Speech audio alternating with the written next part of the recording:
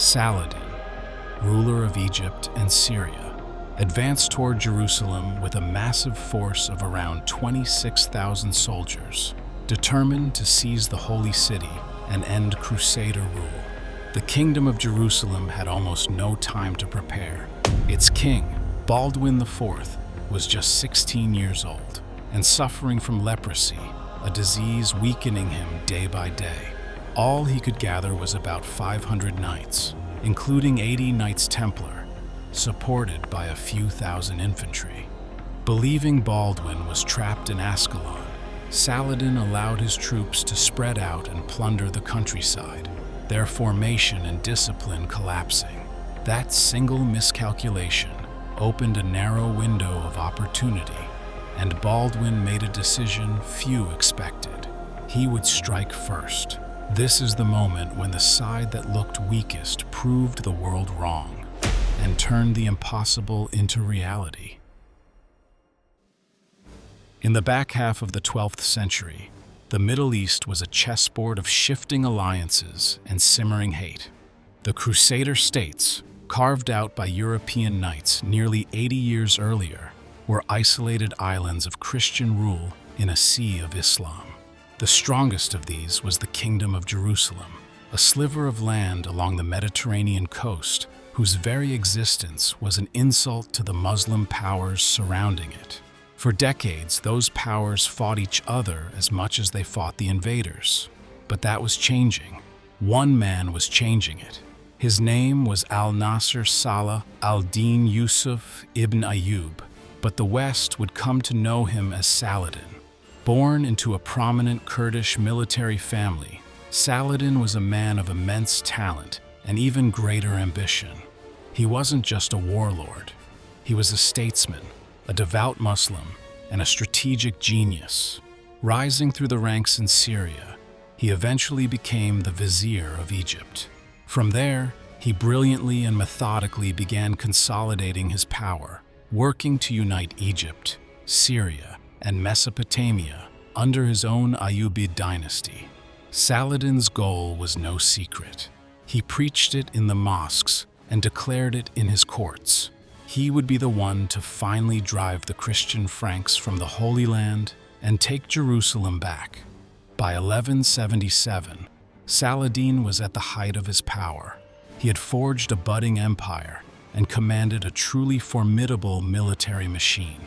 His army was a diverse and powerful force, with swift-moving archers, disciplined infantry, and the jewel in his crown, a massive contingent of heavy cavalry, including his personal guard, the elite Mamluks.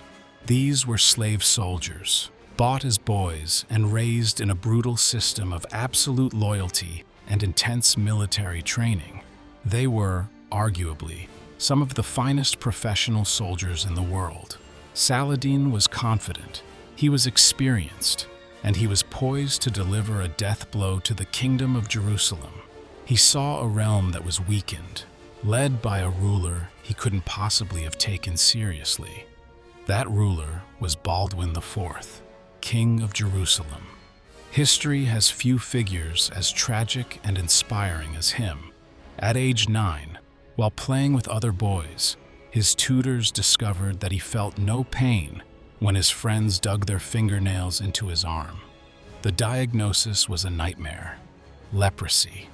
In the 12th century, this wasn't just a death sentence.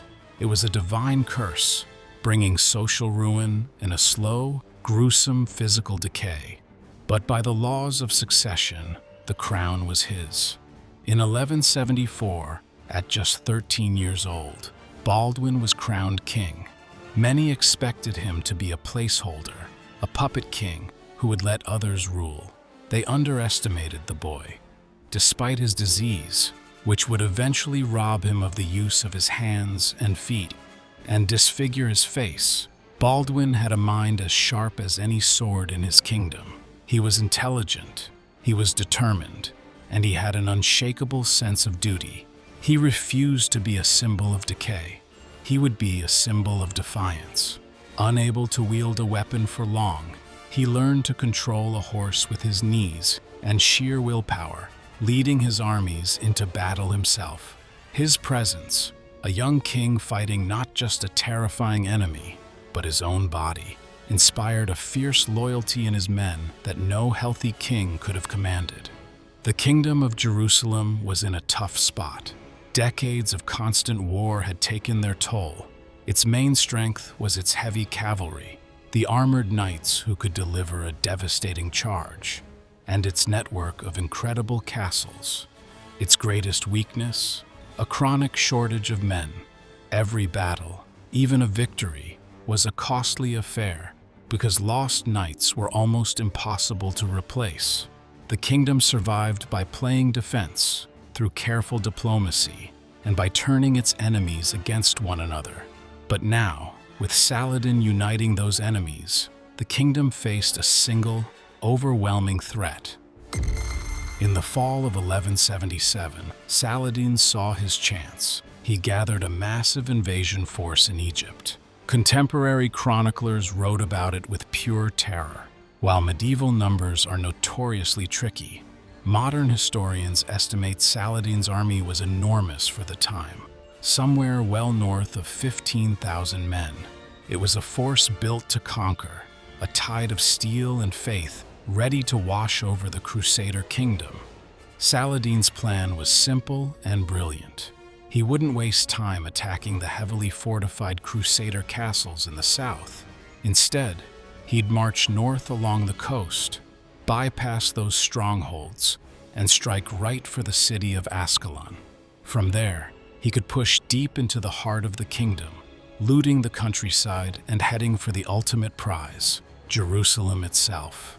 He knew a large part of the Crusader army, along with a contingent of European knights led by Philip of Flanders, was busy campaigning far to the north. The kingdom's southern flank was wide open. News of the invasion sent a wave of panic through Jerusalem. The city was barely defended, its main army hundreds of miles away. The only real force standing between Saladin's massive host and the holy city was the king himself. Baldwin IV, now 16, knew exactly how bad the situation was. He had to act, and he had to act now.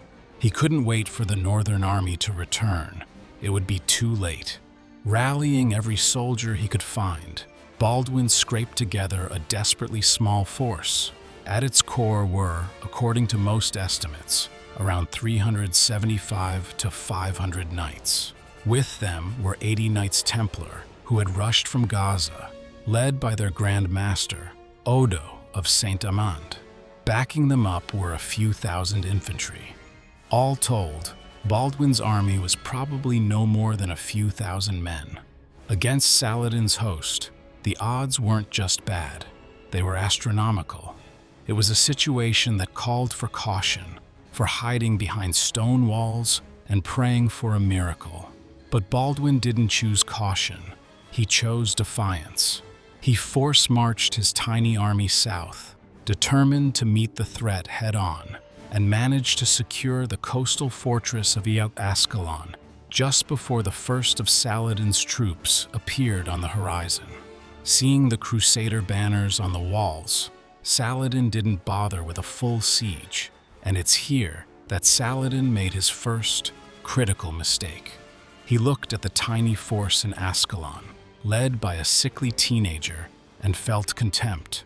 He saw no threat.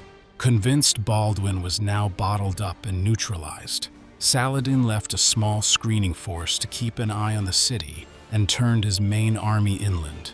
He believed the war was already won. His massive army, freed from the chore of a siege, fanned out across the countryside. The Sultan's goal turned into a massive, plundering expedition. His troops, sensing an easy victory and rich loot, began raiding towns like Ramla and Lydda, their discipline slipping, their formations spreading out over miles.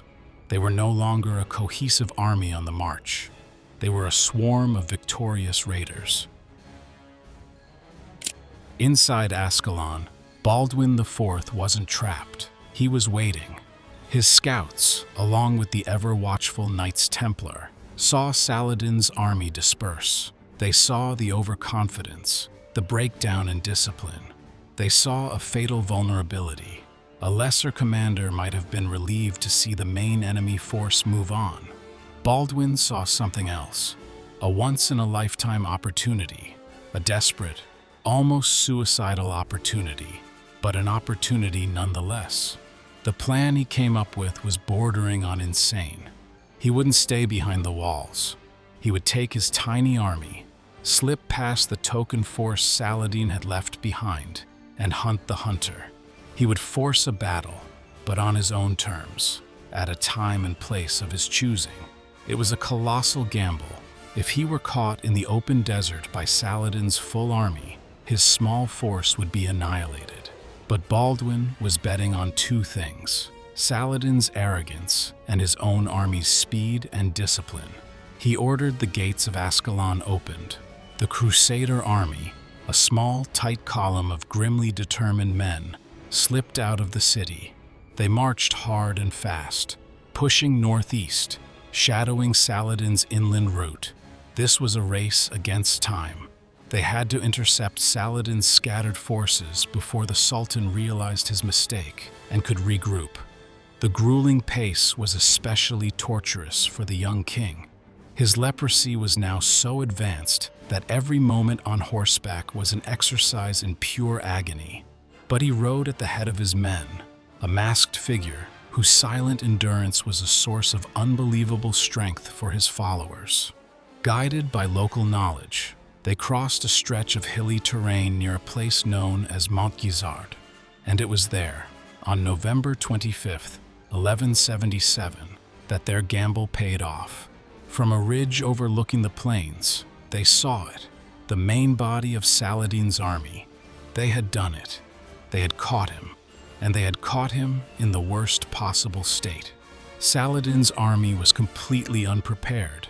His forces were still scattered, busy plundering the area. The central force with Saladin himself was strung out, disorganized, and weighed down with loot and captives. Heavy equipment was packed on camels. Many soldiers had set their weapons aside, believing the campaign was a victory parade. When the lookouts' frantic cries were finally heard, there was confusion, then disbelief, then dawning horror. On the ridge above them, silhouetted against the sky, was the banner of the Kingdom of Jerusalem.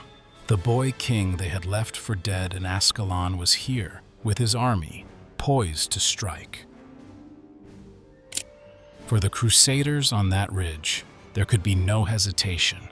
They were hopelessly outnumbered, totally exposed, and their only advantage was the element of surprise. To wait was to die. To retreat was impossible. The only path was forward, straight into the heart of the enemy. In this pivotal moment, the deep faith of Baldwin and his men came to the forefront. The army's most precious relic, a fragment of the true cross, was almost certainly with them. Seeing the vast enemy spread out before them, Baldwin's faith never wavered. Chronicles tell of the king's intense devotion in these moments, a piety that resonated powerfully with his men. His courage was that of a martyr, a man who had already accepted his fate and feared nothing. Seeing their young, suffering king ready to lead them against such impossible odds, a wave of fierce, fanatical determination swept through the Crusader ranks. They were fighting for their kingdom, for their God, led by a king who seemed to be his chosen, suffering servant. The orders were given. The army formed up. The infantry were too slow to exploit the surprise. This would be a battle decided by the knights. The Knights Templar, under the fiery Odo of Saint Amand, took their traditional place in the lead. Alongside them were the other knights of the realm, including notable figures like Reynald of Chatillon. They formed a tight, dense battering ram of horse and steel. Then, with banners flying, they charged. It was a spectacle of terrifying momentum. Hundreds of tons of armored man and horse, packed shoulder to shoulder, thundering down the slope. The ground itself seemed to shake. For Saladin's men, it was a nightmare made real. They had no time to form a battle line. Archers fumbled for their bows. Spearmen scrambled for their ranks. It was too late. The Crusader charge smashed into the Ayyubid lines with irresistible force, shattering their cohesion instantly. Lances splintered, men and horses were thrown to the ground, and the disciplined knights, their charge spent, drew their swords and maces and began their bloody work. The battle became a chaotic melee, but it was a chaos that heavily favored the attackers. The Crusaders were a cohesive unit of heavily armored professionals. Saladin's soldiers were a confused mass of individuals, many lightly armored and completely unprepared for the shock of such a ferocious assault. The charge had struck deep, perilously close to the Sultan himself. Saladin, a veteran of countless battles, found himself in the deadliest peril of his life. His personal guard, the elite Mamluks, responded with desperate courage. They formed a protective ring around their master, fighting with the skill and fanaticism they were famous for. They sold their lives dearly, mounting a stiff and heroic resistance. For a time, the entire battle hung in the balance right there. But the fury and momentum of the Crusader attack were just too much. The Mamluk guard was overwhelmed and decimated. As his personal guard disintegrated, Saladin knew the battle was lost. His army wasn't fighting, it was fleeing. The disciplined force he had led from Egypt had collapsed into a terrified mob. Realizing that his capture or death would mean the end of his empire, Saladin fled. With a handful of bodyguards, he broke away and spurred his horse into a desperate gallop. A legend says he was forced to swap his war horse for a swift racing camel to escape.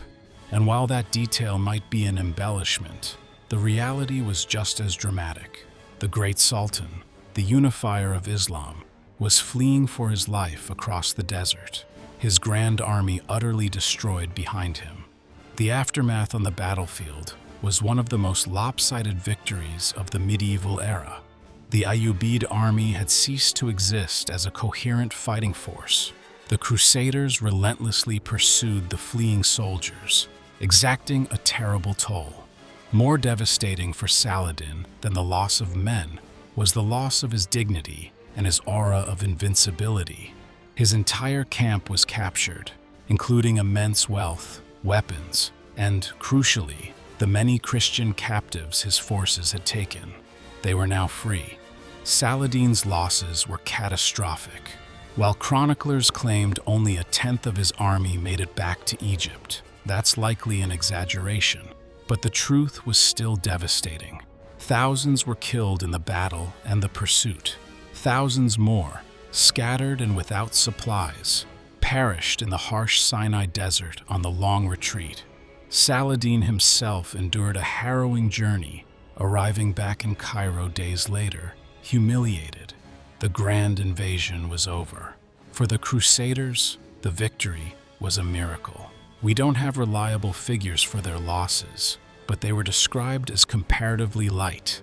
A tiny Christian army had met a massive Muslim host and inflicted a defeat of biblical proportions. The impossible had happened. The news of Montgisard hit the region like a thunderclap. In Jerusalem, where citizens had been preparing for a desperate last stand, terror turned to ecstatic joy. Their boy king, their Leper King, had done the impossible. He returned as a living legend. Across Europe, the victory was hailed as a divine miracle, a clear sign of God's favor. Baldwin was no longer seen as a tragic figurehead, but as one of the great warrior kings of Christendom. For Saladin, the defeat was a personal and political disaster. The aura of invincibility he had so carefully built was shattered in a single afternoon. The defeat didn't spark widespread rebellions, as some have claimed, but it did damage his prestige and forced rivals to take notice. It would take time for him to recover his standing and rebuild his military. The victory at Montgisard didn't bring about a decade of peace. The war was far from over, But it did accomplish something more important. It bought the kingdom time. Precious, invaluable time. It forced Saladin to fundamentally reassess his opponent. He could no longer afford to be arrogant.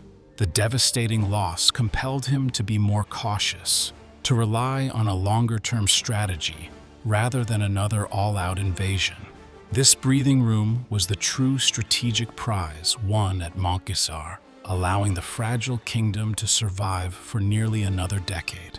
In the wake of the battle, a tradition arose that Baldwin commemorated the victory by building a monastery on the battlefield, though modern historians debate whether he founded it himself. What is certain is that the memory of Montgisard became a cornerstone of the kingdom's identity in its final years, a reminder of what was possible. Baldwin continued to rule with vigor. Shortly after the battle, he began building the mighty fortress of Jacob's Ford on the northern border, a direct challenge to Saladin's power. He led more campaigns and engaged in shrewd diplomacy, always working to protect his kingdom, even as his own body continued to betray him. King Harold's triumph was tragically short-lived. Just 3 days after his monumental victory, on September 28, 1066, he received the news he had dreaded all year. William of Normandy had landed his invasion force on the south coast, completely unopposed. The cruel irony is staggering. The very victory that should have secured Harold's throne sealed its doom. The forced march north, the savage battle, and the heavy casualties had left his army battered and weak. Now, he had to turn his exhausted soldiers around and begin another grueling march south to confront a fresh, well-equipped Norman army. Less than 3 weeks later, on October 14th, Harold Godwinson and his weary housecarls stood on a ridge near Hastings. Despite their exhaustion, they fought with incredible courage, but the losses from Stamford Bridge proved too great. King Harold was killed, and the last Anglo-Saxon shield wall finally broke. The Battle of Stamford Bridge is thus remembered as one of history's greatest Pyrrhic victories. It was a tactical masterpiece for Harold Godwinson and effectively marked the end of large-scale Viking invasions of England. The defeat of Harold Hardrada closed a bloody chapter of history that had lasted nearly 300 years. Yet, in winning this final battle against the Vikings, Harold lost the war for his kingdom. 1066 was the year England faced 2 invasions. It repelled one with breathtaking brilliance, only to fall to the other, exhausted and broken. If you were fascinated by this story of heroic last stands and brutal medieval warfare, make sure to like and subscribe for more epic battles from history. And let us know in the comments, do you think Harold Godwinson could have defeated William at Hastings if he hadn't been forced to fight at Stamford Bridge just weeks before? We'd love to hear your thoughts. Thanks for watching.